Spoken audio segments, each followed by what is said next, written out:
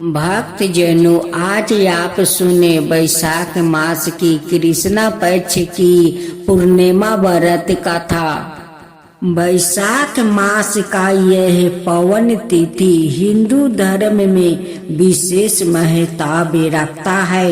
इस व्रत को धन और संतान दायक माना गया है। जो भी श्रद्धालु पूरे विधि विधान के साथ बैसाख पूर्णिमा की व्रत रखता है, उसके सभी मनोकामना भगवान विष्णु पूरा करते हैं। कहा जाता है कि जो कोई भी बैसाख पूर्णिमा की व्रत को कथा के साथ पूरे नियम के साथ पूरा करता है, उसके ऊपर भगवान विष्णु का माता लक्ष्मी की विशेष कृपा होती है।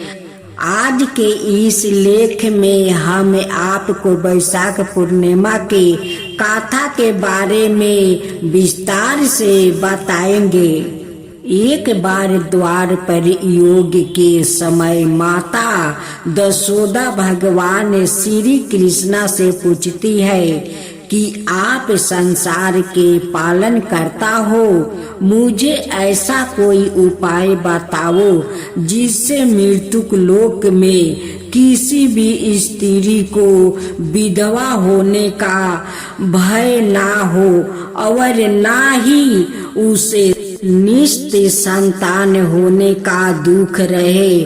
तब भगवान श्री कृष्णा ने अपनी माँ से कहा कि मैं आपको एक ऐसे ही व्रत के बारे में विस्तार से बताता हूँ। सौभाग्य प्राप्ति के लिए हर महिला को 32 पूर्णमासिया तक इस पावन व्रत को करना चाहिए।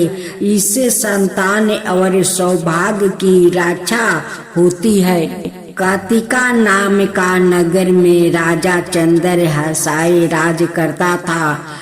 उसके नगर में एक धनेश्वर नाम का ब्राह्मण भी अपनी पत्नी सुशीला के साथ रहता था। इनके घर में किसी प्रकार के धन संपत्ति की कोई कमी नहीं थी, लेकिन ब्राह्मण का कोई संतान ना था, जिसके कारण दोनों पति पत्नी बहुत दुखी रहते थे। एक बार उस नगर में एक साधु आता है जो सभी घरों से भिक्षा मांग कर गंगा नदी के किनारे भोजन कर जीवन अर्पण करता था। लेकिन वो साधु धनेश्वर के घर भिक्षा मांगने नहीं जाता था। 2023 का पहला चांद ग्रहण यह देख कर सुशीला और धनेश्वर बहुत दुखी हुए और जाकर उस साधु से पूछा कि आप सभी घरों से भिक्षा लेते हो, लेकिन हमारे घर से नहीं, ऐसा क्यों साधु महाराज? तब साधु ने कहा कि तुम निसंतान हो और ऐसे घर से भिक्षा लेना पतितों के अन्न का समान होता है। मैं पाप का भागीदारी नहीं बनना चाहता, इसलिए तुम्हारे घर से भिक्षा नहीं लेता हूँ। यह सुनकर धनेश्वर बहुत दुखी हो जाता है और साधु से पूछता है कि ऐसा कोई उपाय बताइए जिससे मुझे भी संतान सुख की प्राप्ति हो।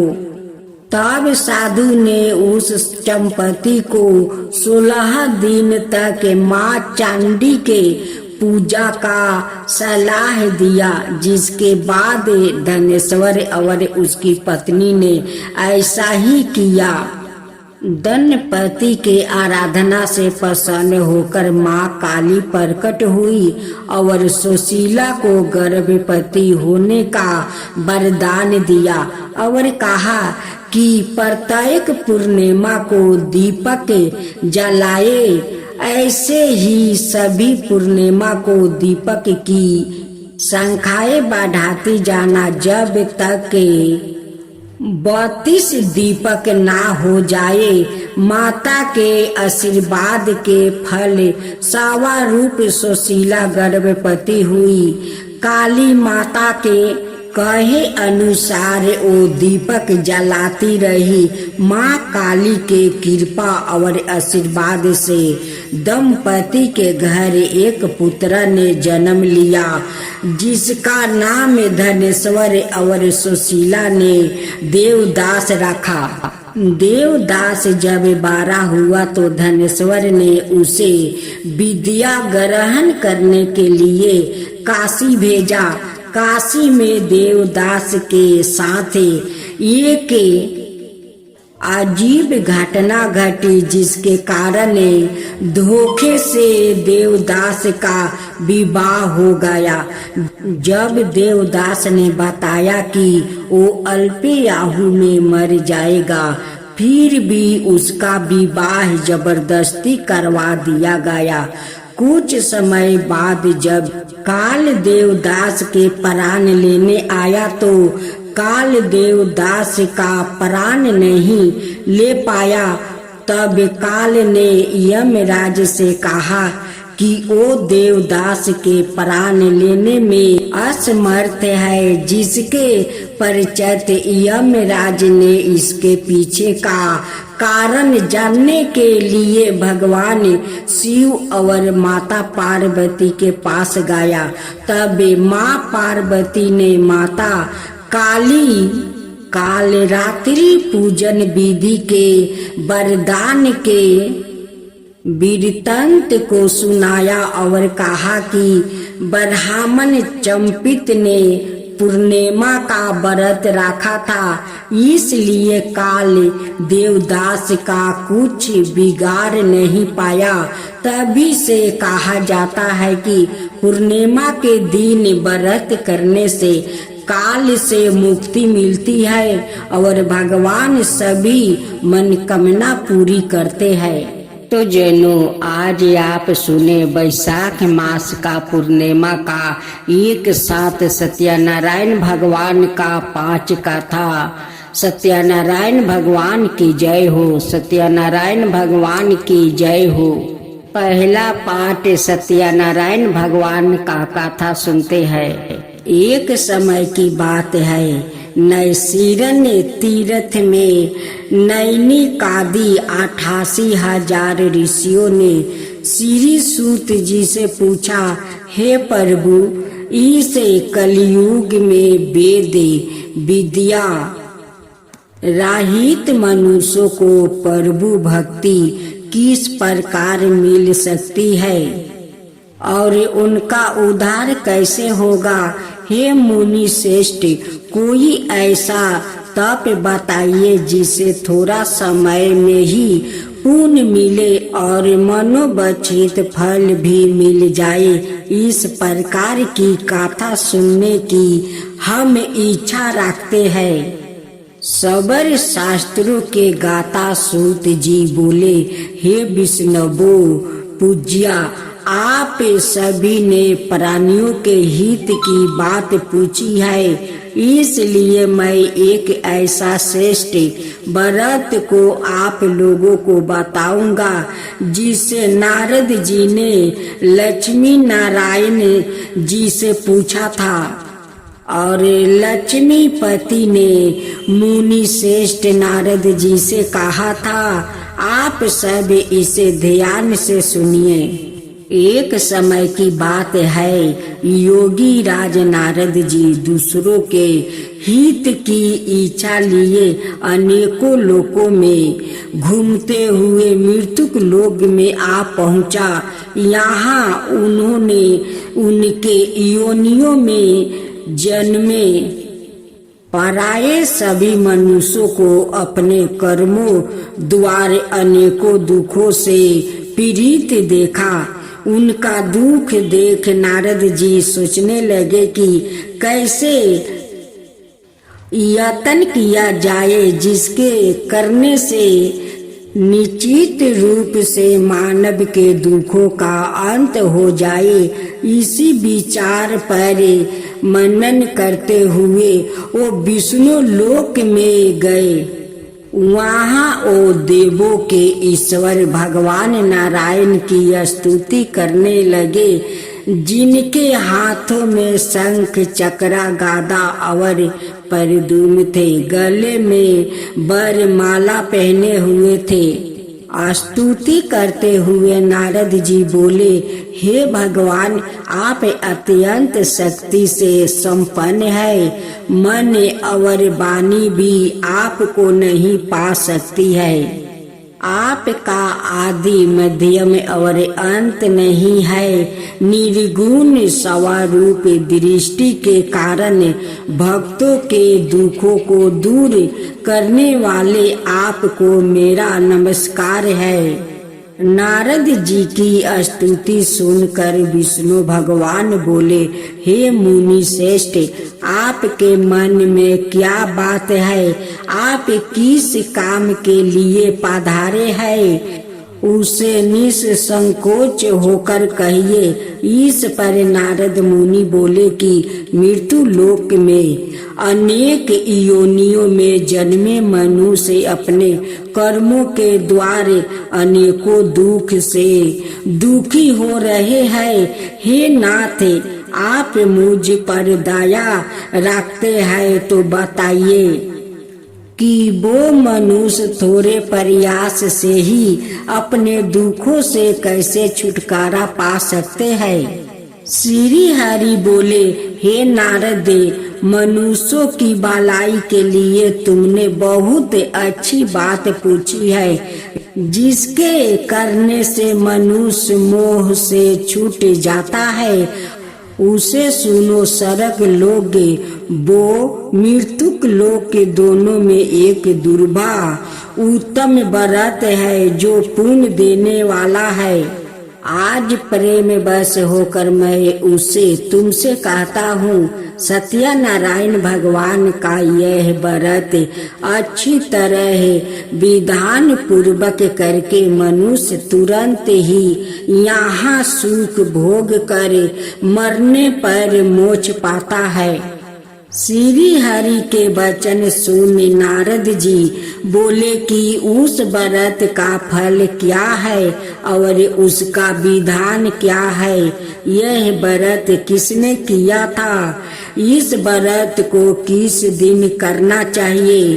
सभी कुछ विस्तार से बताइए। नारद की बात सुनकर श्री हरि बोले, दुख व शोक को दूर करने वाला यह व्रत सभी स्थानों पर विजय दिलाने वाला है। मानव को भक्ति और श्रद्धा के साथ शाम को सत्यनारायण की पूजा धर्म परायण होकर ब्राह्मणों बंधुओं के साथ करनी चाहिए। भक्ति भाव से ही नवबेग केला का फल, घी, दूध और गेहूं का आटा सवाए ले। गेहूं के स्थान पर साठी का आटा, शक्कर और गुड़ लेकर वो सभी भक्षण योग्य पदार्थों को मिलाकर भगवान का भोग लगाए।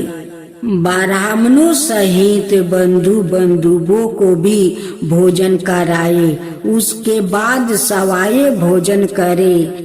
भजन कीर्तन के साथ भगवान की भक्ति में लीन हो जाए। इस तरह से सत्यनारायण भगवान का यह व्रत करने पर मनुष्यों की सारी इच्छाएं निश्चित रूप से पूरी होती है। इस काली काल अर्थात कलयुग में मृत्युक लोक में मोक्ष का यही एक सरल उपाय बताया गया है। गाथा का प्रथम अध्याय संपूर्ण समाप्त हुआ।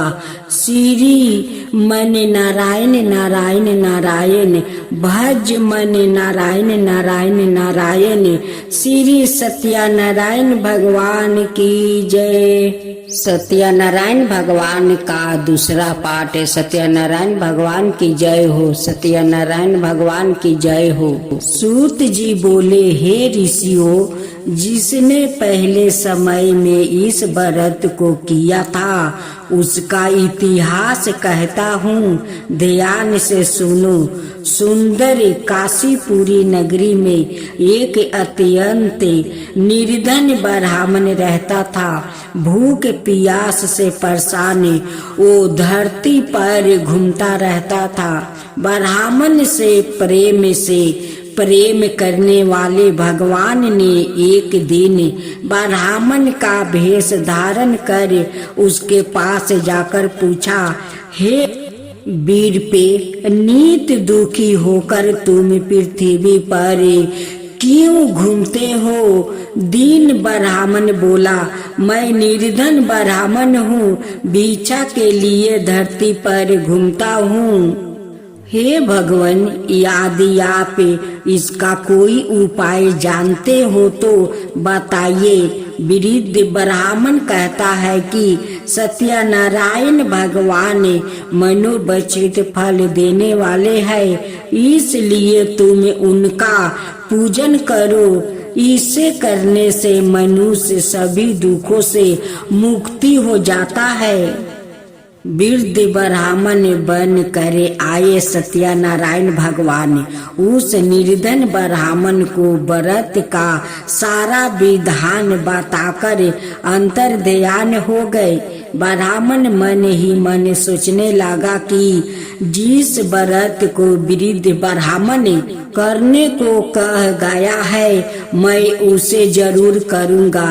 यदि निश्चय करने के बाद उसे रात में नींद नहीं आई, वो सवेरे उठकर सत्यनारायण भगवान के व्रत का निश्चय कर भिक्षा के लिए चल गया। उस दिन निर्धन ब्राह्मण को भिक्षा में बहुत धन मिला, जिससे उसके बंधुओं बांधवों के साथ मिलकर श्री सत्यनारायण भगवान का व्रत संपन्न किया। भगवान सत्यनारायण का व्रत संपन्न करने के बाद वो निर्धन ब्राह्मण सभी दुखों से छूट गया और अनेकों प्रकार की संपत्तियों से युक्त हो गया। उसी समय से यह ब्राह्मण हर माह इस व्रत को करने लगा। इस तरह से सत्यनारायण भगवान के व्रत को जो मनुष्य करेगा वो सभी प्रकार के पापों से छूटकर मोक्ष को प्राप्ति होगा। जो मनुष्य इस व्रत को करेगा वो भी सभी दुखों से मुक्ति हो जाएगा। सूत जी बोले कि इस तरह से नारद जी से नारायण जी का कहा हुआ।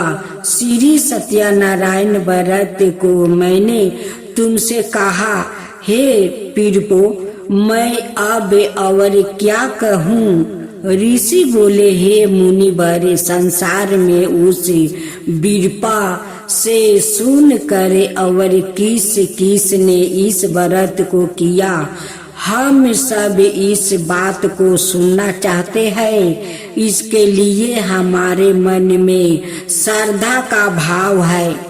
सूत जी बोले, हे मुनियों, जिस ने इस व्रत को किया है वो सब सुनो। एक समय वो ही बीरपा धन वो ईश्वर के अनुसार अपने बंधुओं के साथ इस व्रत को करने को तैयार हुआ। उसी समय एक लकड़ी बेचने वाला बूढ़ा आदमी आया और लकड़ियां बाहर रख कर अंदर ब्राह्मण के घर में गया। प्यास से दुखी ओ लकड़हारा उनको व्रत करते देखे बीरपा को नमस्कार कर पूछने लगा कि आप यह क्यों कर रहे हैं और इसे करने से क्या फल मिलेगा, कृपया मुझे भी बताइए। ब्राह्मण ने कहा कि सब मनोकामनाओं को पूरा करने वाला यह सत्यनारायण भगवान का व्रत है। इनकी कृपा से ही मेरा घर में धन धनाए आदि की वृद्धि हुई है। बीरपा से सत्यनारायण व्रत के बारे में जान कर लकड़हारा बहुत प्रसन्न हुआ। चनामृत लेकर वो प्रसाद खाने के बाद वो अपने घर गया। लकड़हारा ने अपने मन में संकल्प किया कि आज लकड़ी बेचने से जो धन मिलेगा उसी से सत्यनारायण भगवान का उत्तम व्रत करूंगा। मन में इस विचार को ले बूढ़ा आदमी सिर पर लकड़ियां राखे उस नगर में बेचने गया जहाँ धनी लोग ज्यादा रहते थे। उस नगर में उस आदमी लकड़ियों का दाम पहले से 4 गुना अधिक मिलता है। बूढ़ा प्रसन्नता के साथ दाम लेकर केले, शक्कर, घी, दूध, दही और गेहूं का आटा ले और सत्यनारायण भगवान के व्रत की अन्याय सामग्रियों लेकर अपने घर गया। वहां से उसने अपने बंधुओं को बुलाकर विधि विधान से सत्यनारायण भगवान का पूजा और व्रत किया। इस व्रत के प्रभाव से वो बूढ़ा लकड़हारा धन पुत्र आदि से युक्त होकर संसार के समस्त दुख भोगे अंत काल में वैकुंठ धाम चला गया। कथा का 2वां अध्याय संपूर्ण हुआ। श्री मन नारायण नारायण नारायण भज मन नारायण नारायण नारायण। श्री सत्यनारायण भगवान की जय। सत्यनारायण भगवान का 3रा पाठ। सत्यनारायण भगवान की जय। सत्यनारायण भगवान की जय। सूत जी बोले, हे श्रेष्ठ मुनियों, अब आगे की कथा कहता हूँ। पहले समय में उलेका मुख नाम का एक बुद्धिमान राजा था। वो अत्यंत भक्त और जितेंद्रिया था। प्रत्येक दिन देवों स्थानों पर जाता और निर्धनों को धन देकर उनके कष्ट दूर करता था। उसकी पत्नी कमल के समान मुख वाली थी, सती साध्वी थी। भरतशिला नदी के तट पर उन दोनों ने सत्यनारायण भगवान का व्रत किया। उसी समय साधु नाम का एक वैश्य आया। उसके पास व्यापार करने के लिए बहुत सा धन भी था। राजा को व्रत करते देख कर वो विनय के साथ पूछने लगा, हे राजन, भक्ति भाव से पूर्ण होकर आप यह क्या कर रहे हैं? मैं सुनने की इच्छा रखता हूँ, तो आप मुझे बताइए। राजा बोला, हे साधु, अपने बंधुओं के साथ पवित्रादि की प्राप्ति के लिए एक महाशक्ति महान सत्यनारायण भगवान का व्रत वो पूजन कर रहा हूँ। राजा के वचन सुन साधु अंदर से बोला, राजन, मुझे इस व्रत का सारा विधान कहिए। आपके कथा अनुसार मैं भी इस व्रत को करूँगा। मेरी भी संतान नहीं है और इस व्रत को करने से निस्तान रूप से मुझे संतान की प्राप्ति होगी। राजा से व्रत का सारा विधान सुने व्यापार ने निमित्त होकर वो अपने घर गया। साधु वैश्या ने अपनी पत्नी को संतान देने वाले इस व्रत का वर्णन कह सुनाया और कहा कि जब मेरी संतान होगी तब मैं इस व्रत का करूँगा। साधु ने इस तरह के वचन अपनी पत्नी लीलावती से कहे। एक दिन लीलावती पति के साथ आनंदित हो सांसारिक धर्म में परिवीत होकर सत्यनारायण भगवान की कृपा से गर्भवती हो गई। 10वें महीने में उसके गर्भ से एक सुंदर कन्या ने जन्म लिया। दिनों दिन वो ऐसे बढ़ने लगी जैसे कि शुक्ल पक्ष का चंद्रमा बढ़ता है। माता पिता ने अपनी कन्या का नाम कालावती रखा। एक दिन लीलावती ने मीठे शब्दों में अपने पति को याद दिलाया कि अपने सत्यनारायण भगवान के जिस व्रत को करने का संकल्प किया था उसे करने का समय आ गया है। आप इस व्रत को करिए। साधु बोला कि हे प्रिय, इस व्रत को मैं उसके विवाह पर करूँगा। इस प्रकार अपनी पत्नी को आश्वासन देकर वो नगर को चला गया। कालावती पिता के घर में वृद्धि को प्राप्ति हो गई। साधु ने एक बार नगर में अपनी कन्या को सखियों के साथ देखा तो तुरंत ही दूत को बुलाया और कहा कि मेरी कन्या के योग वर देख कर आओ। साधु की बात सुनकर दूत कंचन नगर में पहुंचा और वहां देखभाल कर लड़की के सुयोग्य बानिक पुत्र को ले आए।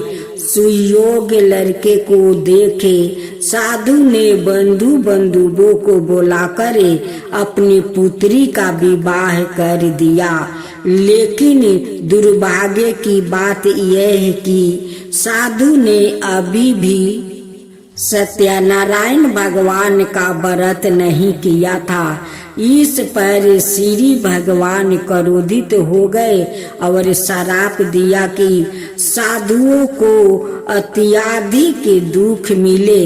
अपने कार्य में कुशल साधु बिना जमाई को लेकर समुद्र के पास स्थित होकर रत्नासरपुर नगर में गया। वहां जाकर दामाद ससुर दोनों मिलकर चंद्रकेतु राजा के नगर में व्यापार करने लगे। एक दिन भगवान सत्यनारायण की माया से एक चोर राजा का धन चुरा कर भाग रहा था। उसने राजा के सिपाहियों को अपना पीछा करते देखा। चुराए हुए धन वहां रख दिया जहां साधु अपने जमाई के साथ ठहरा हुआ था। राजा के सिपाहियों ने साधु वेश्या के पास राजा का धन पारा देखा तो वो ससुर जमाई दोनों को बांधकर प्रसन्नता से राजा के पास ले गए और कहा कि उन दोनों चोर हमें पकड़ लिया है, आप आगे की कार्यवाही की आज्ञा दें। राजा की आज्ञा से उन दोनों को कठिन कारावास में डाल दिया और उनका सारा धन भी उसे छीन लिया गया। सत्यनारायण भगवान से श्राप से साधु की पत्नी भी बहुत दुखी हुई। घर में जो धन रखा था उसे चोर चुरा ले गया। शारीरिक और मानसिक पीड़ा बोध भूख प्यास से अति दुखी हो अन्न की चिंता में कालापति के ब्राह्मण के घर गई। वहाँ उसने सत्यनारायण भगवान का व्रत होते देखा। फिर कथा भी सुनी। वो प्रसाद ग्रहण कर वो रात को घर वापसी आई।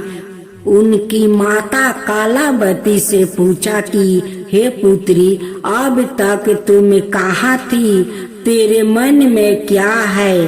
कालावती ने अपनी माता से कहा, हे माता, मैंने एक ब्राह्मण के घर में श्री सत्यनारायण भगवान का व्रत देखा है। कन्या के वचन सुने लीलावती भगवान के पूजन की तैयारी करने लगी। लीलावती ने परिवार बंधुओं सहित सत्यनारायण भगवान का पूजन किया और उसे वर मांगा कि मेरे पति और जमाई शीघ्र घर आ जाए।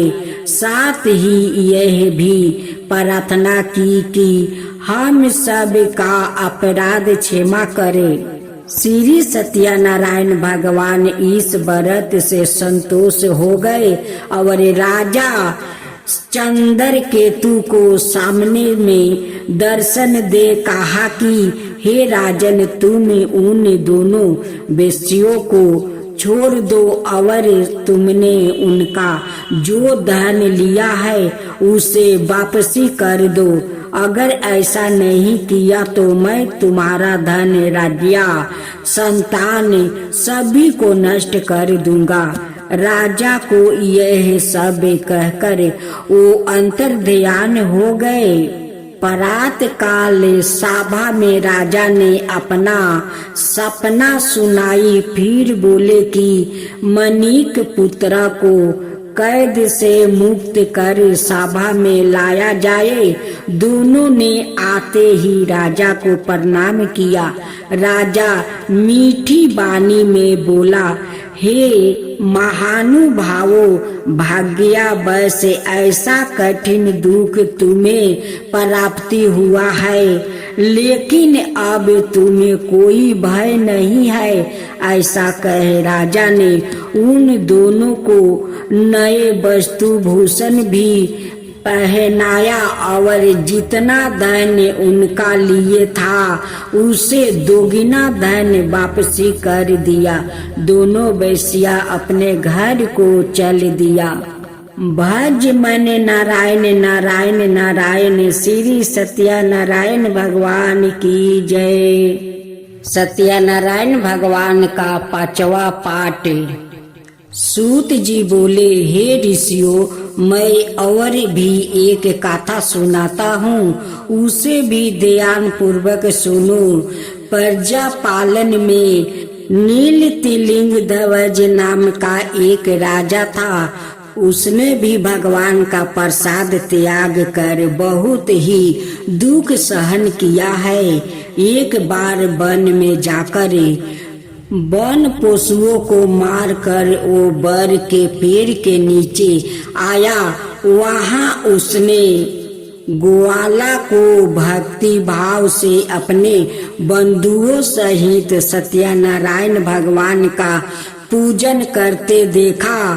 अभिमान वश राजा ने उन्हें देख कर भी पूजा स्थान में नहीं गया और ना ही उसने भगवान को नमस्कार किया।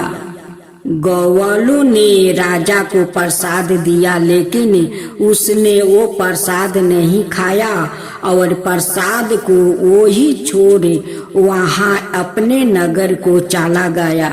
जब वो नगर में पहुंचा तो वहाँ सब कुछ तहस नहस हुआ पाया। तो वो शीघ्र ही समझ गया कि यह सब भगवान ने ही किया है। वो दोबारा ग्वालों के पास पहुंचा और विधि पूर्वक पूजा करके प्रसाद खाया। तो सत्यनारायण भगवान की कृपा से सब कुछ पहले जैसे हो गया। शीघ्र काल तक सुख भोगने के बाद मरणोपरांत उसे स्वर्ग लोक की प्राप्ति हुई। जो मनुष्य परम दुर्लभा इस व्रत को करेगा तो भगवान सत्यनारायण की अनुकंपा से उसे धन धनाय की प्राप्ति होगी। निर्धन धनी हो जाता है, भय मुक्त हो जीवन जीता है। संतानहीन मनुष्य को संतान सुख मिलता है और सारे मनोरथ पूर्ण होने पर मानव अंत काल में वैकुंठ धाम को जाता है। सूत जी बोले, जिन्होंने पहले इस व्रत को किया है अब उनके दूसरे जन्म की कथा कहता हूँ। वृद्ध सातानंद ब्राह्मण ने सुदामा का जन्म लेकर मोक्ष की प्राप्ति की। लकड़हारा ने अगले जन्म में निष्ठा बनकर मोक्ष प्राप्ति किया। उल्का नाम का राजा दशरथ होकर वैकुंठ गए।